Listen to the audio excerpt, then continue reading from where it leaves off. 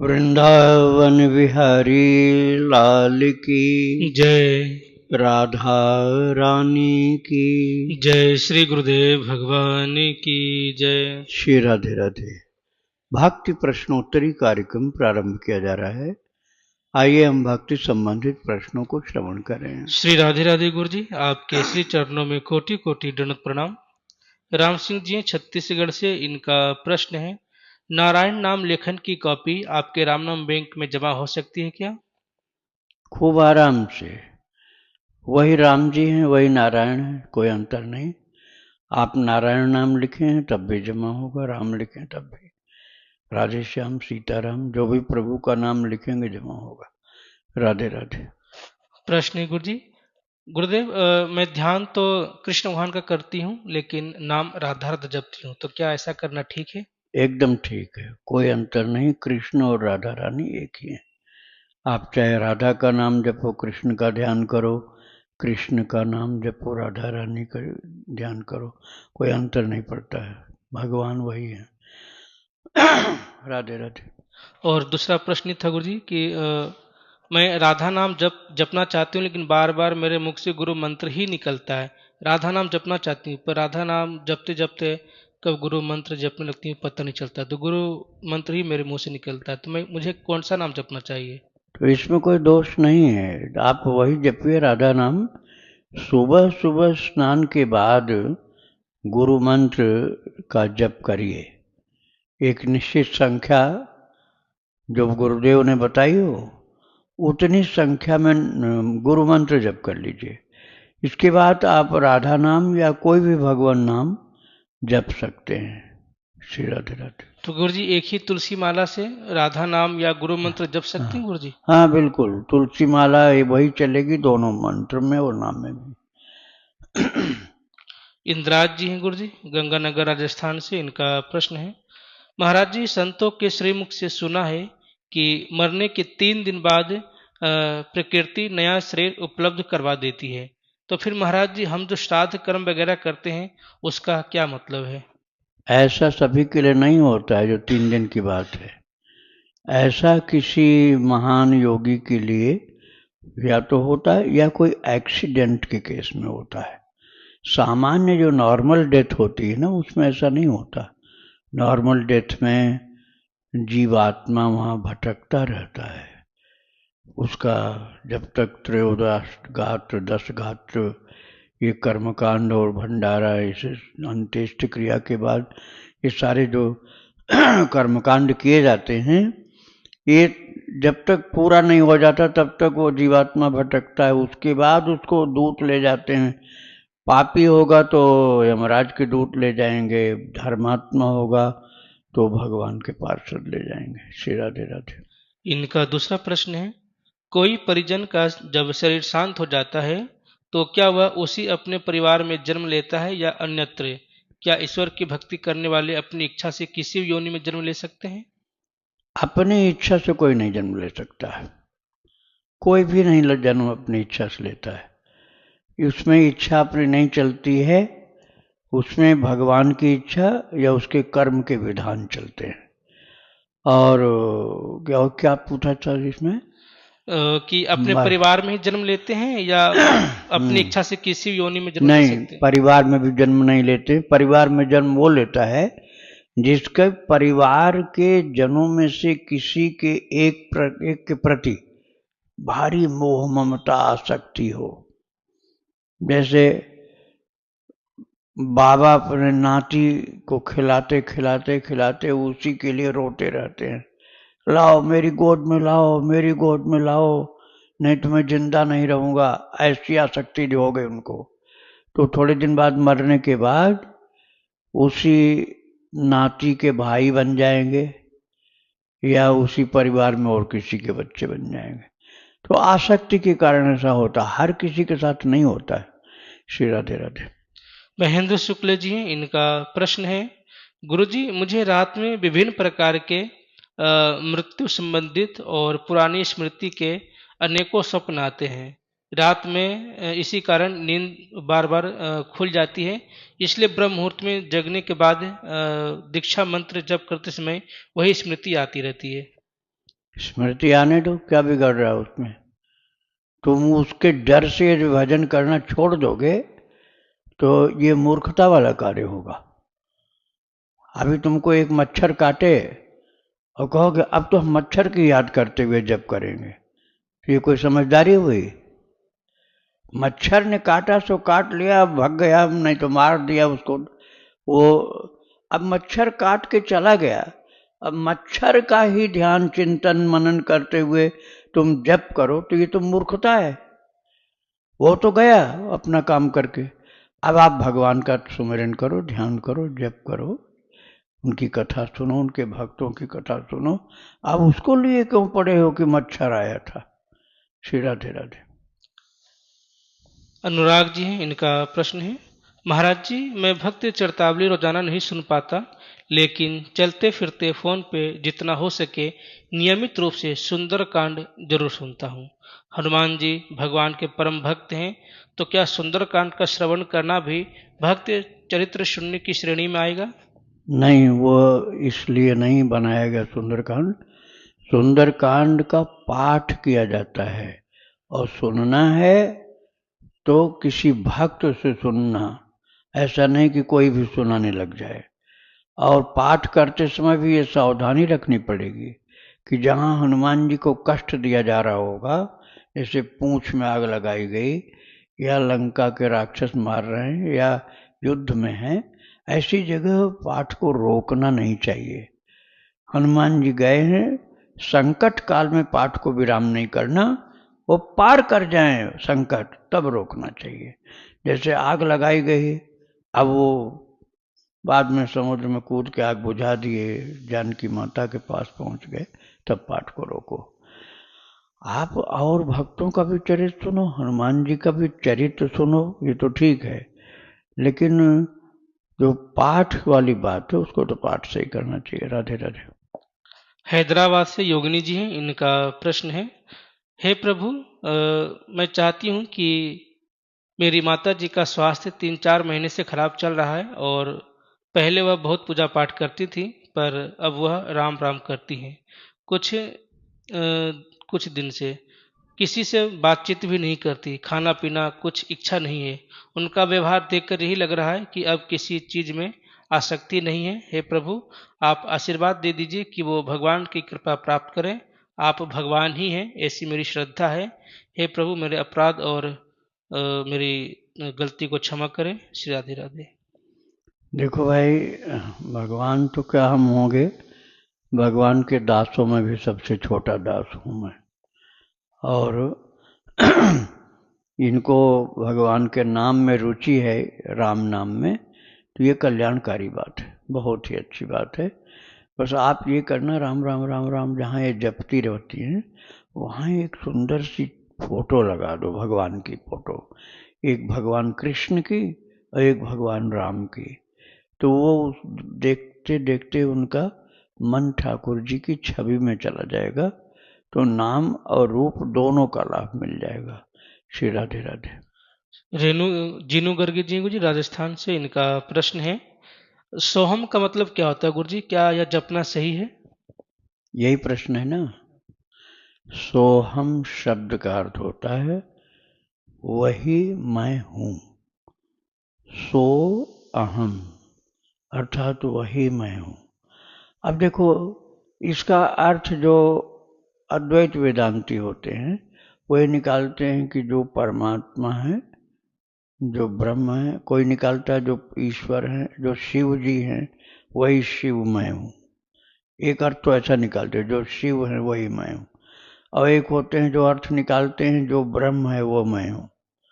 अब वो उस बात को भूल जाते हैं कि तुम ब्रह्म हो लेकिन परम ब्रह्म नहीं हो। परम ब्रह्म तो परमात्मा है और तुम ब्रह्म अर्थात जीवात्मा हो। तो सोहम का ये अर्थ निकाल के जप सकते हो, लेकिन इससे भी अच्छा यह है कि उसमें दा अक्षर बढ़ाओ।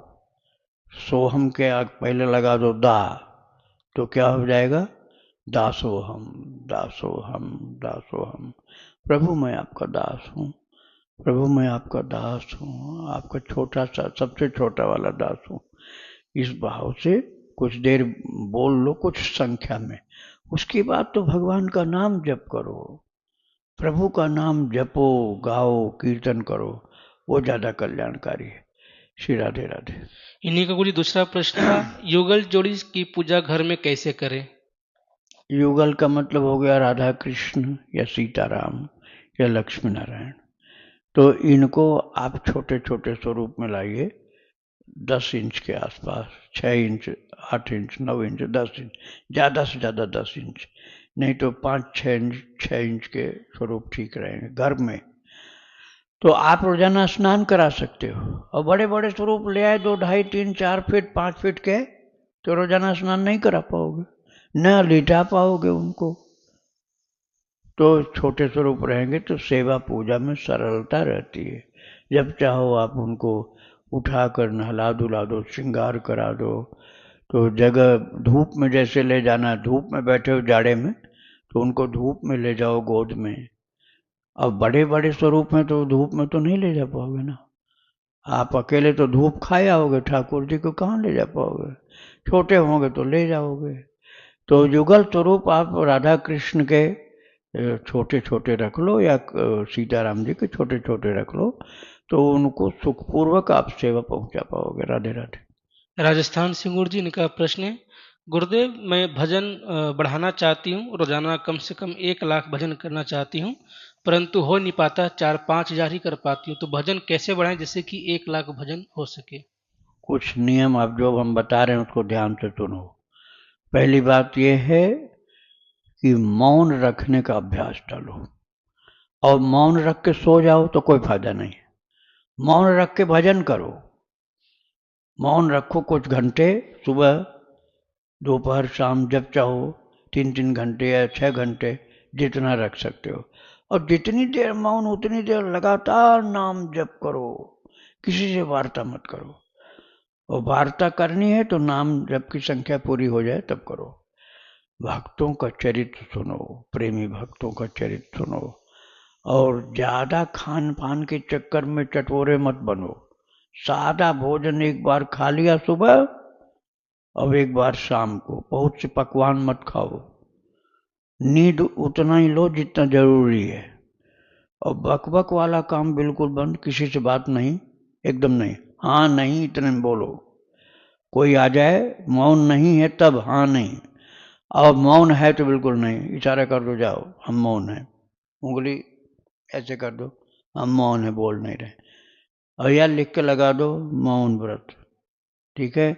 आप जितना अधिक मौन रखोगे उतना अधिक जप होगा, पक्की बात है बिल्कुल। और मौन नहीं रखोगे जप कम होता जाएगा। कथा ऐसे लोगों की सुनो जो नाम जप के प्रेमी थे, उन लोगों का चरित्र सुनो, आपका नाम जप बढ़ने लग जाएगा और आप खूब ज्यादा जप करने लगे। लगन होनी चाहिए, लापरवाही करोगे तो नहीं होगा। राधे राधे। मुकेश जी, इनका प्रश्न है, गुरुदेव दीक्षा लेने के बाद दीक्षा देना क्यों नहीं शुरू करते, या दीक्षा देने के लायक कब हम बनते हैं? दीक्षा देने के लायक तब होते हैं जब भगवान का प्रेम अंदर उत्पन्न हो जाए, ठाकुर जी के प्रेम में हम डूबे रहें, और बस प्रेम का ही, प्रभु प्रेम का ही जीवन अपना बन जाए। तब भी हर किसी को दीक्षा नहीं देनी चाहिए। जो भगवान का प्रेमी बनना चाहता है उसको दीक्षा दो। सांसारिक लाभ के लिए, अरे हमारा ये काम हो जाएगा दीक्षा ले लेंगे, उसको दीक्षा नहीं देना चाहिए। वो भगवान का तिरस्कार करता है। काम नहीं बनेगा तो भगवान को उल्टा सीधा बोलेगा और कहेगा तुम ऐसे ही हो तो फिर हम कैसे भगवान मान लें। ऐसे को दीक्षा नहीं देनी चाहिए। श्री राधे राधे। मुंबई से गुरुजी, इनका प्रश्न है, एक एपिसोड में सुना कि भक्त नामावली में अकबर का नाम था, तो बाबा ने कहा कि बाकी के नामावली पढ़ो जिसमें इंक्लूड नहीं है, शामिल नहीं है अकबर का नाम। और ऐसे कितने मुस्लिम संत हैं जो दूसरों से सुनते हैं, लेकिन कोई भी कभी गलती से भी साईं बाबा का नाम क्यों नहीं लेते? वो भी बहुत सिद्ध संत थे, राम कृष्ण हरि बोलते रहते थे, और फटे हुए कपड़े पहनकर एक कोने में पड़े रहते थे। सभी आजकल के संत क्यों डरते हैं साईं बाबा का नाम लेने से? सिर्फ आप ही हो जिन्होंने साईं बाबा को संत कहा है। मैंने सुना है एक एपिसोड में जब किसी ने सवाल किया था उनके बारे में। आप बहुत ही ऑनेस्ट हैं और बहुत आदर और प्रेम से सभी संतों का और भगवान स्वरूप मानकर उनका प्रश्न को दिशा देते हो। बाबा मुझे भी बताइए साईं बाबा का इतना तिरस्कार क्यों है? श्री राधे राधे। देखो भाई, हम झगड़े वाली चीज में नहीं पड़ते हैं। झगड़े वाला निपटारा करना हो तो उन्हीं के पास जाओ जो झगड़े की बात करते हो। मैं तो सार बात बता रहा हूं कि आप भक्त नामावली भक्ति आश्रम ये सर्च करो, भक्त नामावली भक्ति आश्रम, तो आपको जो भक्त नामावली मिलेगी उसमें साईं बाबा का भी नाम है और अकबर का नाम नहीं है, तो आपकी दोनों समस्या सुलझ जाएगी। न अकबर का नाम आपको पढ़ना पड़ेगा और न साईं बाबा से दूर रहोगे आप, दोनों काम हो जाएगा। अब विवाद वाली चीज में मुझे काहे घसीटते हो? अपने तो राम राम से मतलब भाई, काहे के झंझट झगड़ा विवाद में जाएं। श्री राधे राधे। इनका एक और जिज्ञासा है गुरुजी, कह रही हैं मैं बुक में नाम नहीं लिखती हूँ, नाम लेखन नहीं करती हूँ क्योंकि कुछ पर्सनल रीजन है, लेकिन मैं ऑनलाइन नाम जप करती हूँ जैसे भी वक्त मिलता है। जैसे दोपहर में 3 लाख से जपती हूँ। 3 लाख से ज़्यादा नाम जप हो गए हैं, नाम लेखन हो गया है। अगर कभी राधा रानी की कृपा से वृंदावन आए तो क्या गुरुदेव आप उनको दीक्षा देंगी? ऑनलाइन किसी उस पर नोट्स बुक में लिखती हैं, वो ऑनलाइन जो लिखना नाम नहीं, होता है। धोखा है वो, धोखा। आप समझो, आप राम लिख रहे हो तो लिखोगे ऐसे र अक्षर आगे आ की मात्रा फिर म, इतना लिखने के बाद राम हुआ। और ऑनलाइन करोगे कैलकुलेटर से, कंप्यूटर से, मोबाइल से, तो क्या करोगे? राम लिखा हुआ उसको टच करोगे, टच करने को आपने लिखना मान लिया। कितना झूठ! आपने तो टच किया, आपने राम लिखे हुए को टच कर दिया। टच करते ही राम थोड़ी लिख जाता है। र अक्षर पूरा उंगली घुमानी पड़ती है। र अक्षर की उंगली पूरी घुमाओ, आगे आ लगाओ, फिर म लगाओ, फिर ऊपर से डंडी लगाओ, तब राम हुआ। अब उसमें लिखते हो जब आप कंप्यूटर में या मोबाइल में, तो आप इतना घुमा के लिखते हो क्या? आप तो टच कर देते हो।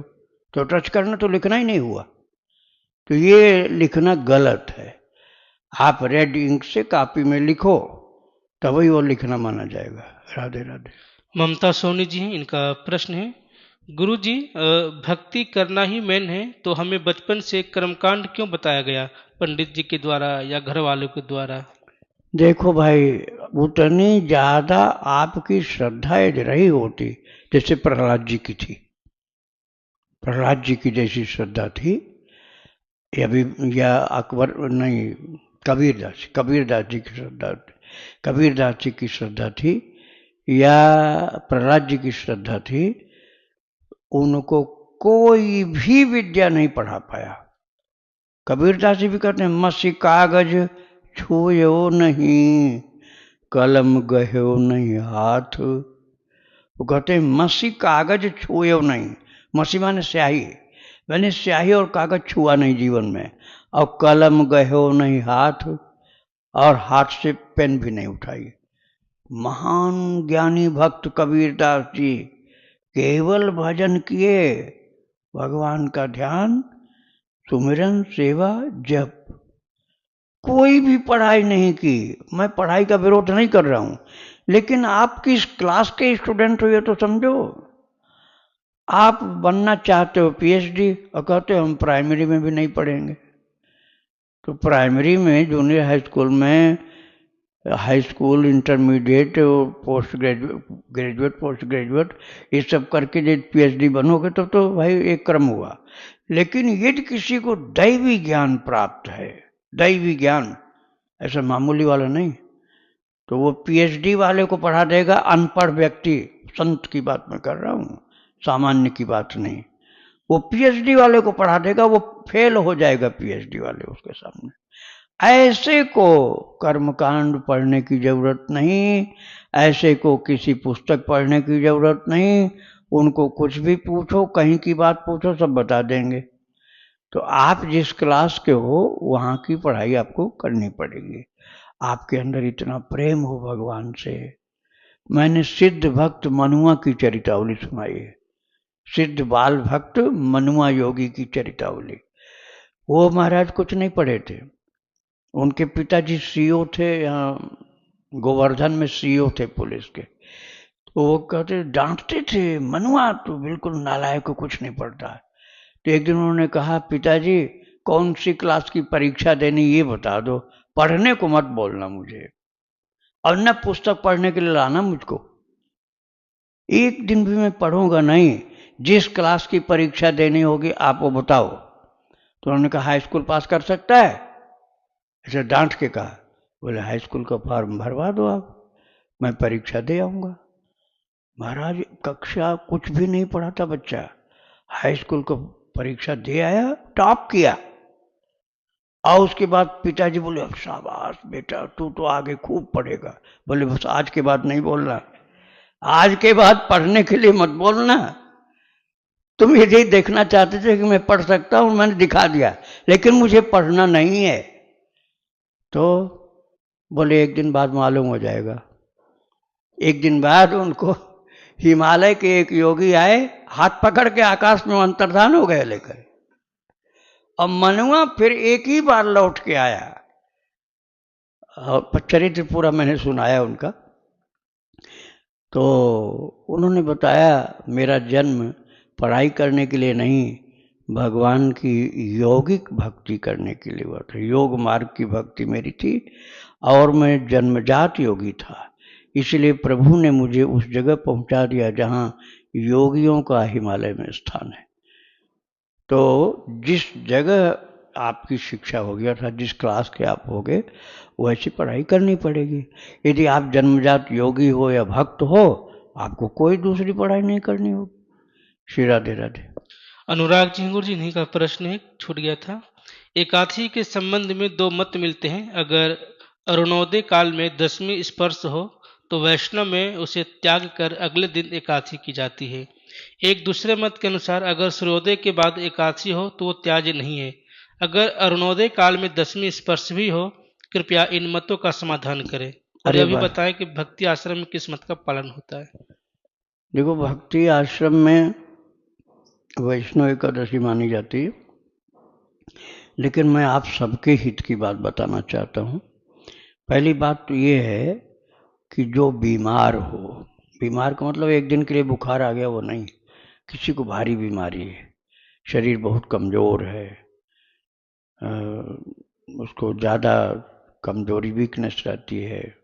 जैसे मान लो शुगर ज़्यादा है किसी को ब्लड प्रेशर ज़्यादा है, या और कोई बीमारी ज़्यादा है जिससे शरीर सही नहीं है, तो उसको एकादशी करने की आवश्यकता नहीं, उसको नाम जप करने की आवश्यकता है, प्रभु का ध्यान करने की आवश्यकता है। और कोई छोटा बच्चा, उसके लिए भी आवश्यक नहीं। और जो हेल्दी पर्सन है, स्वस्थ व्यक्ति है, उनके लिए व्रत करना है। लेकिन ये नहीं कि व्रत किए निराहार और रात दिन मुर्दा की तरह पड़े हो, सो रहे हो। ऐसे से तो अच्छा है कि कुछ खा करके जप करो, भजन करो, ध्यान करो। खाओ कुछ नहीं, कह दो हम निराहार व्रत हैं, और जब देखो सोए पड़े हैं। अरे ये लक्ष्य नहीं है, लक्ष्य है कि भगवान की खूब भक्ति करो, तो व्रत सार्थक हुआ। अब जो रही एकादशी व्रत की बात, तो वो जो नियम आप पूछना चाहते हैं वो उन लोगों के लिए होता है जो बिल्कुल निर्जल निराहार व्रत करते हैं। निर्जल निराहार, उनके लिए सब नियम होता है।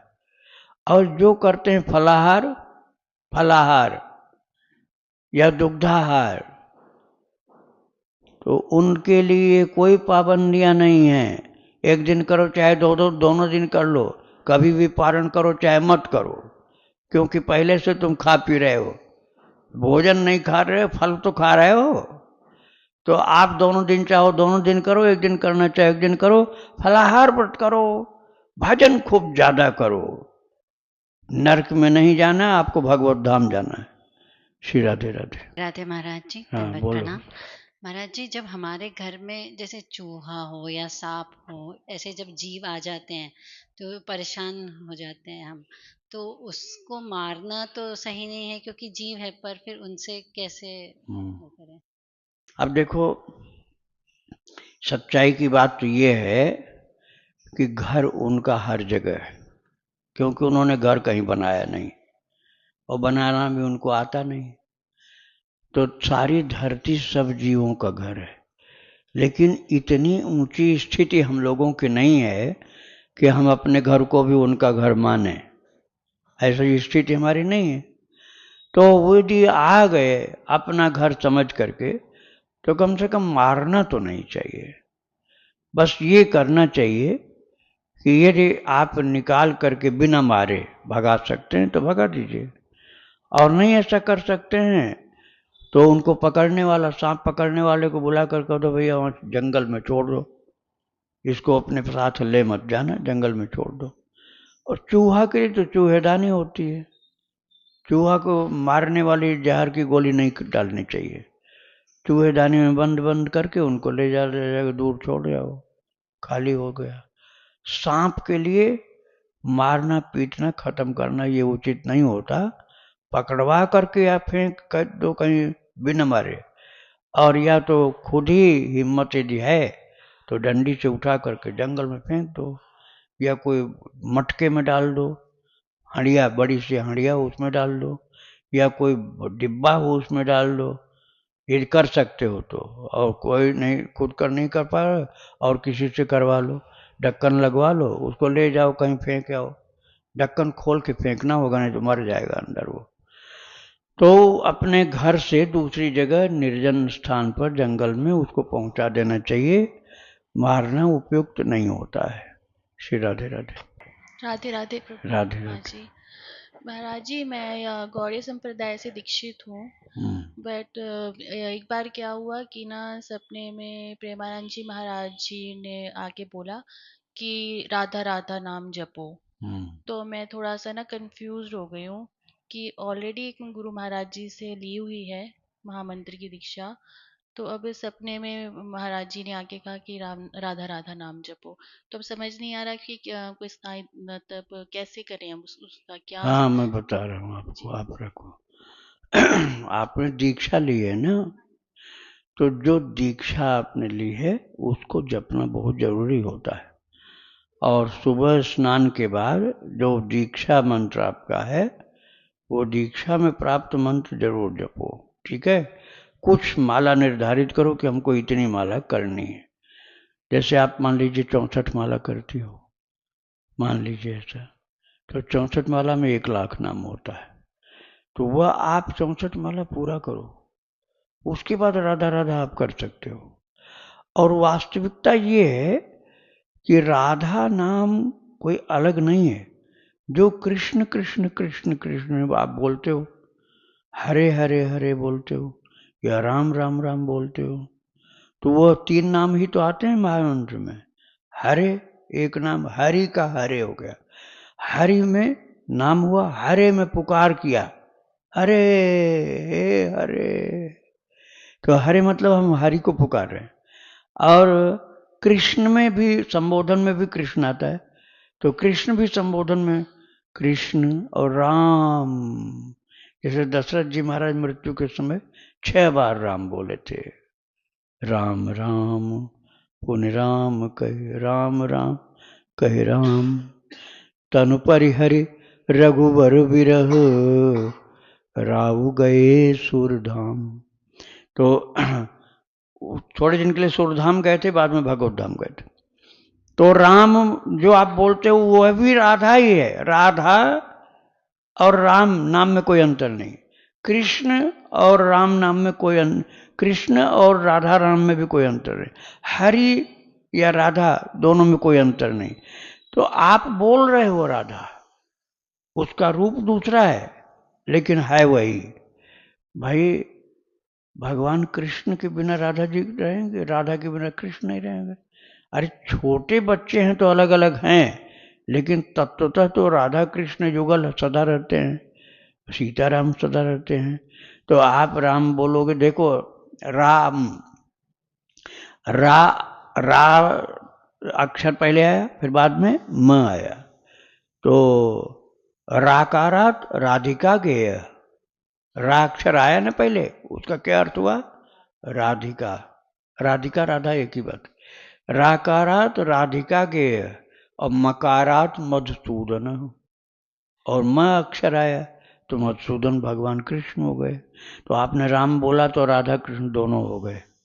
तो आप चाहो तो केवल वही जो आप जपती हैं उसी में राधा नाम भी चल रहा है, बिन बोले चल रहा है, क्योंकि प्रभु के सब नाम बराबर है। चैतन्य महाप्रभु ने यही कहा था, नाम नामकारी बहुधा निज सर्व शक्ति तत्रार्पिता नियमित स्मरणेन काल। ये शिक्षाष्टक है ना चैतन्य महाप्रभु का, शायद आप लोगों को बताया गया होगा, चैतन्य महाप्रभु का शिक्षाष्टक, उसमें से ये श्लोक है कि प्रभु ने अपने अनंत नाम प्रकट किए और सब नामों में अपनी सारी शक्ति डाल दी बराबर, किसी में घट बढ़ नहीं किया। तो आप हरि बोलो, चाहे राधा बोलो, चाहे राम बोलो, चाहे कृष्ण बोलो, वो सब में बराबर शक्ति है।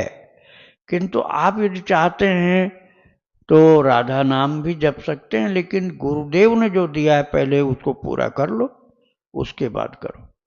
श्री राधे राधे। महाराज जी, जैसे हम सुनते हैं कि ये परम अवस्था मेरे तो गिरधर गोपाल दूसरा न कोई स्थिति प्राप्त करना है, तो हम कह तो देते हैं मेरे तो गिरधर गोपाल, लेकिन हाँ, जो दूसरी स्थिति है महाराज जी उसका तो कुछ वो तो जब अंदाजा भी मन नहीं है। वैरागी होगा तभी होगा। तो महाराज जी उस तरफ कैसे बढ़ा जाए? लेकिन मन इतना कंफ्यूज रहता है कि नाम जप तो करते हैं, लेकिन जो विविध प्रकार की समस्याएं जीवन में आती हैं उसका नहीं हो सकता ये। वो कैसे उससे हटाएं? दूसरों न कोई, ये पहले अभ्यास करो, ये अभ्यास पहले करो कि दूसरों न कोई, तब मेरे तो गिरधर गोपाल ये सिद्ध होगा। अभी तो गिरधर गोपाल की जगह मान लो दुकान आपकी, दुकान है क्या आपकी? हाँ नहीं जी जी, मेरी जी, दुकान है। अभी आपको पता चल जाए कि एक जगह जाने के बाद इतना ज़्यादा हमारी प्रॉफिट होने वाली, बेनिफिट होने वाली, कि उतना मैं साल भर में भी नहीं होने वाली, तो आप पूजा तुरंत दूसरे को बोलोगे, तू कर लेना, मैं आज बहुत बड़ा बिजनेस से हमारा काम बनने वाला, वहां जा रहा हूं। अब भागोगे तो फिर दूसरा कौन आ गया? बिजनेस, कृष्ण से बड़ा बिजनेस हो गया। तो ये संसार में रहने पर जब तक वैरागी मन न हो जाए तब तक संभव नहीं है। दूसरा न कोई, अर्थात भगवान के अलावा दूसरा कोई नहीं। तो पूरा भक्त चरित्र सुनते जाओ, रोजाना भक्त चरितावली सुनो भक्ति आश्रम चैनल पर यूट्यूब में। तब जब प्रभु में मन आसक्त हो जाएगा, भगवान में मन आसक्त हो जाएगा, तब ये संभव है कि भगवान के अलावा दूसरा कोई अच्छा ही नहीं लगेगा। श्री राधे राधे। वृंदावन बिहारी लाल की जय। राधा रानी की जय। श्री गुरुदेव भगवान की जय। श्री राधे राधे।